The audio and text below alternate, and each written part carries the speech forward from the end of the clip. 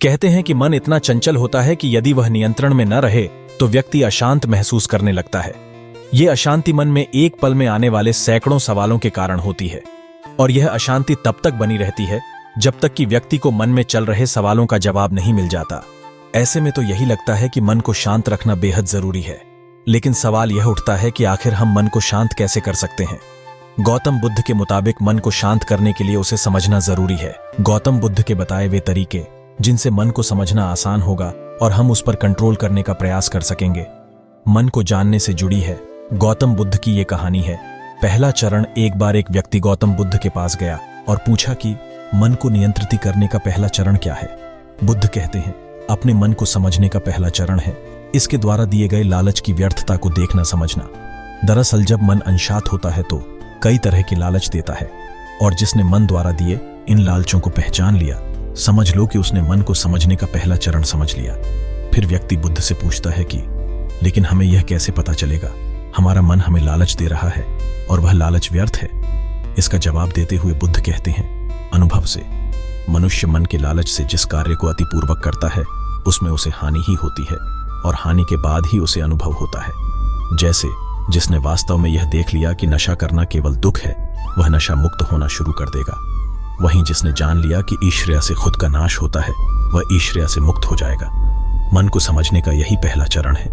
मन को जानने का दूसरा चरण व्यक्ति बुद्ध से पूछता है, यदि व्यक्ति पहले चरण से यह जान जाता है कि वह मन द्वारा दिए लालचों के कारण दुखी है, तो फिर दूसरा चरण क्या है। बुद्ध कहते हैं, खोज पर निकलना। दूसरे चरण के लिए ऐसे व्यक्ति की खोज पर निकलना होगा जो पहले ही अपने मन को जानकर इससे मुक्त हो चुका है। दरअसल एक ऐसा ही व्यक्ति तुम्हारा मार्गदर्शन कर पाएगा। मन को जानने का तीसरा चरण व्यक्ति कहता है कि लेकिन ऐसे व्यक्ति की पहचान कैसे होगी। बुद्ध कहते हैं, यही तीसरा चरण है। सुनना ही अपने मन को समझने का तीसरा चरण है। व्यक्ति कहता है, क्या इसे देखकर पता नहीं किया जा सकता। बुद्ध कहते हैं, देखने में कोई व्यक्ति बहुत शांत और अच्छा लग सकता है, लेकिन उसके भीतर क्या है ये उसके शब्दों से ही पता चल सकता है।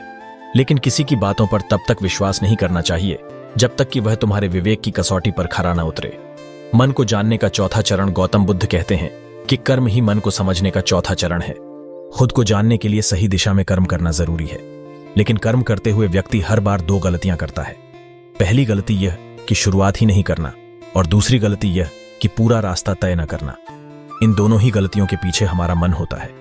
व्यक्ति अपने कर्म को पूरा इसलिए नहीं कर पाता क्योंकि वह सोचता है कि मैं कल से शुरुआत करूंगा तो कोई यह सोचता है कि मैं असफल हो जाऊंगा। इन गलतियों का मुख्य कारण है जागरूकता की कमी।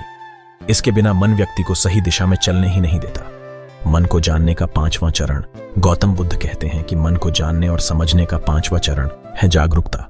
इसीलिए हर कार्य को जागरूकता के साथ करें।